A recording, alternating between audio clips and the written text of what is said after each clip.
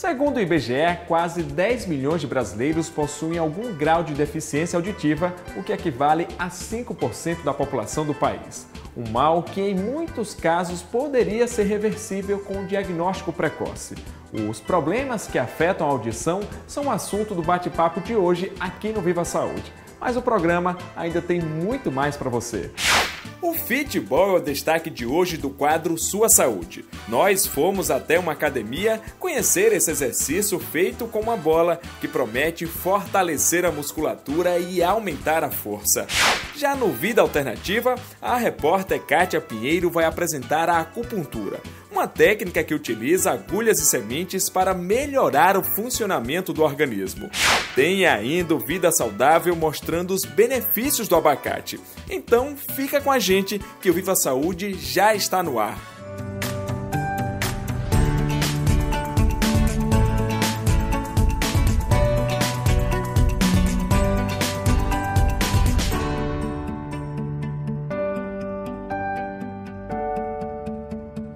Eu sinto muito não ouvir a voz das pessoas, não entender. Ter que olhar, sabe, catando a palavra, não é bom. A tendência da gente é recuar, é se esconder. O preconceito começa na gente, porque a gente tem vergonha de ficar. Eu não entendi.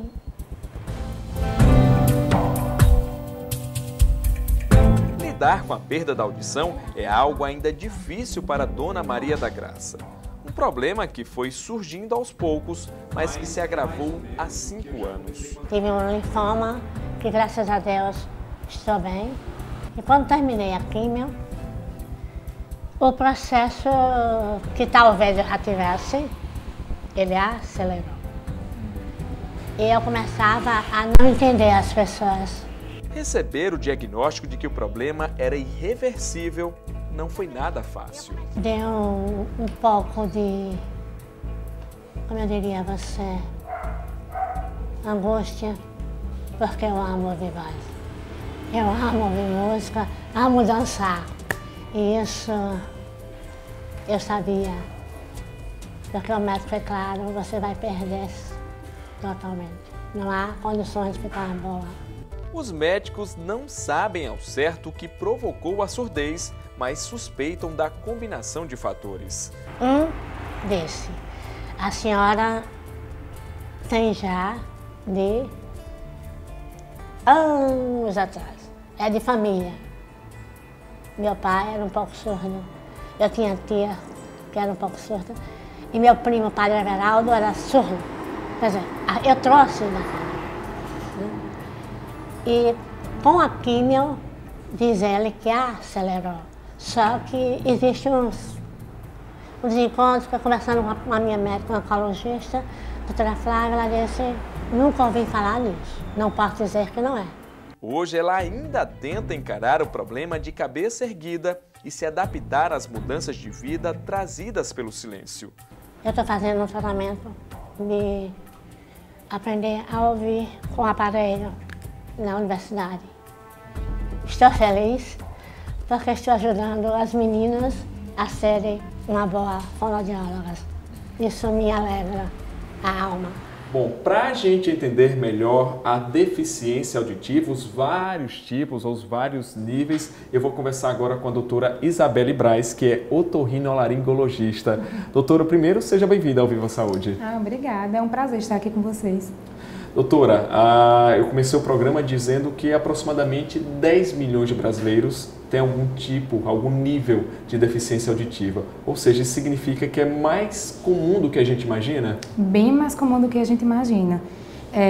Para ir mais especificamente, a cada 1.000 nascidos vivos, um tem deficiência auditiva.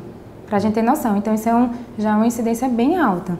Por isso que é feita uma triagem auditiva neonatal e que a gente tem que estimular mesmo, assim que o bebezinho nasce, fazer os exames de audição. Doutora, e na prática, o que acontece para essas pessoas justamente ter essa dificuldade de audição? O que acontece, o que provoca esse problema? Então, a maioria das pessoas que têm perda auditiva, elas têm a causa, né, da perda auditiva é de origem genética, na verdade. Então, elas já nascem com uma perda de audição, que pode variar desde um grau leve até até um grau mais profundo, que a gente chama. Tem grau leve, moderado, severo e profundo. Mas a maioria, a causa principal da perda auditiva é a genética mesmo. E isso só acontece, a pessoa já nasce com esse problema ou pode só desenvolver no futuro? Pode desenvolver no futuro. Tem algumas pessoas, inclusive, tem uma curiosidade, tem algumas pessoas que têm alguns tipos de predisposição. Por exemplo, se tomar tal medicação, elas vão desenvolver alguma perda auditiva. Mas existem outros tipos também de perda auditiva. Tem perda auditiva que a pessoa pode adquirir, que é a perda auditiva induzida por ruído. Existe também a perda auditiva congênita, que pode adquirir durante uma gestação, por exemplo. Existem alguns tipos de medicação que podem destruir algumas célulazinhas da audição, né, que causam uma perda auditiva. Doutora, no ouvido, o que é que acontece? Tenta explicar pra gente. Eu sei que às vezes é uma linguagem meio técnica, mas por esse desenho a gente consegue entender o que acontece? Consegue. Eu vou ensinar de uma forma bem simplesinha, que eu geralmente falo para os pacientes. Então, a onda sonora, né, ela chega no ouvido, ela vai entrar no ouvido pelo canal auditivo, certo? Isso aqui é a parte externa, que é o que a gente vê, o pavilhão auditivo. Então, ela vai entrar dentro do ouvido, vai balançar essa membrana timpânica, que ela é fechada o ouvido, certo? Okay. Então, a membrana timpânica, ela vai mexer com todos os ossinhos de audição. E esse últimozinho aqui, ele está acoplado na cóclea. Então, quando ele mexe, ele vai mexer todo um líquidozinho dentro da cóclea, que é o caracolzinho, que a gente chama, o caracolzinho da audição. Então, vai mexer um líquidozinho e algumas células vão ser estimuladas. Então, vai haver algumas transformações, né, de energia, até que a energia, a última parte, que é a energia mecânica, ela vai ser transformada em energia elétrica, né, através de sinapses, que vão ser transmitidas através do nervo auditivo até o cérebro. E aí, daí que a gente vai interpretar o que a pessoa está falando. E quando a pessoa tem uma deficiência auditiva, o que é que acontece aí nessa região? Existem vários níveis de... Você pode ter tanto na parte externa, por exemplo, você não pode ter esse conduto, então você já tem uma perda de audição. Você pode ter uma perfuração na membrana timpânica, que são aquelas pessoas que têm infecção, por exemplo. Pode ter alguma fixação de algum ossinho da audição, que às vezes são perdas genéticas mesmo, alterações congênitas, que tem alguma alteração. O ossinho fica mais fixo, então ele dá uma perda auditiva. Pode ter perda das células da cóclea e perda no nervo também.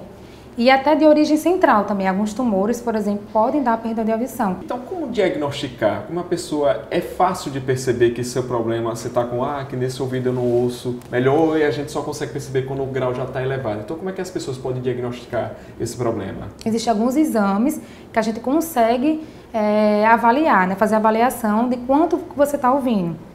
E a partir desses exames que a gente vai classificar a perda de audição em leve, moderada, severa e profunda.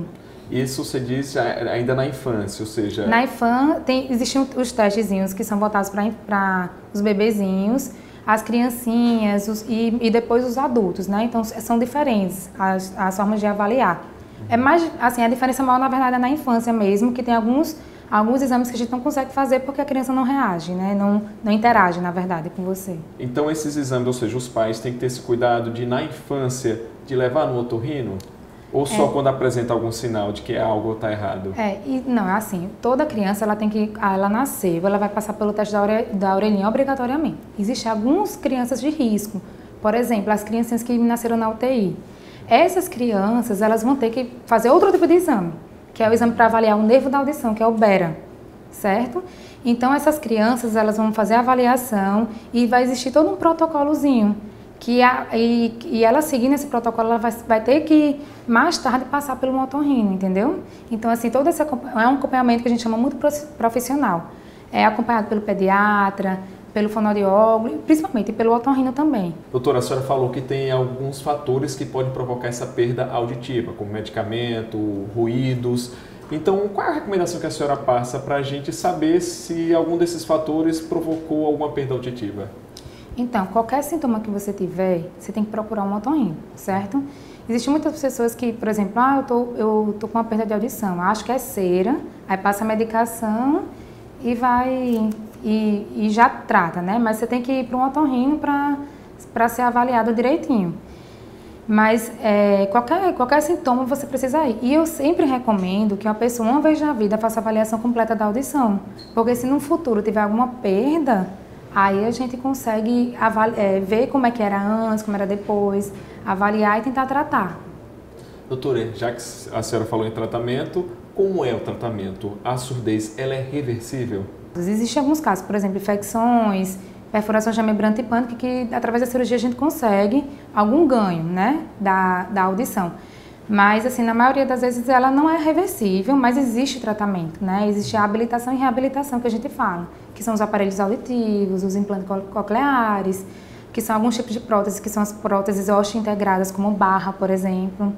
Então, assim, dependendo do tipo e do grau da perda, eu costumo dizer que é muito difícil a gente não achar uma solução. Então, na maioria das vezes, existe uma solução para que o paciente volte a ouvir. Não significa que o paciente vai tratar, vai curar a surdez, mas que vai ter uma reabilitação, entendeu?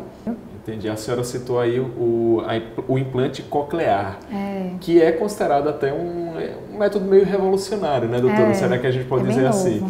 Explica pra gente, inclusive, aquele ursinho que tá ali, o pessoal pode até estar estranhando no cenário, mas ele tem a ver com esse assunto, né? É que as crianças adoram, né? Então, o ursinho que ele vai demonstrar o implante, né?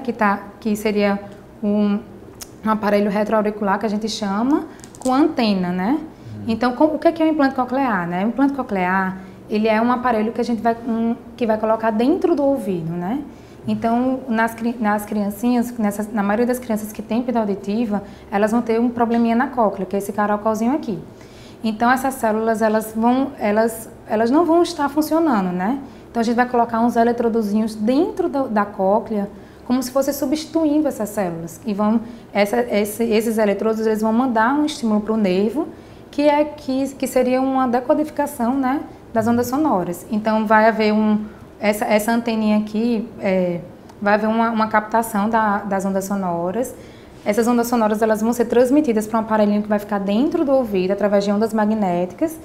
E essas ondas magnéticas também, a energia vai ser transformada novamente em energia elétrica, que vai mandar para os eletrodos dentro da cóclea, e esses eletrodos vão mandar estímulos para o nervo coclear. Aí é assim que a pessoa ouve. E no caso da infância, ou seja, da criança, ele pode reverter até aquela surdez total, ou seja, a criança surda mesmo, que nasceu com esse problema, esse implante vai ajudar. Vai. A criança vai ouvir e vai se desenvolver. Ok, doutora Isabelle, muito obrigado por sua participação aqui no Viva Saúde. Obrigada a vocês. Foi um prazer. Bom, agora você que está aí do outro lado, não saia daí, porque no próximo bloco a gente muda de assunto, traz outros quadros, tem o Sua Saúde, Vida Alternativa e muito mais para você.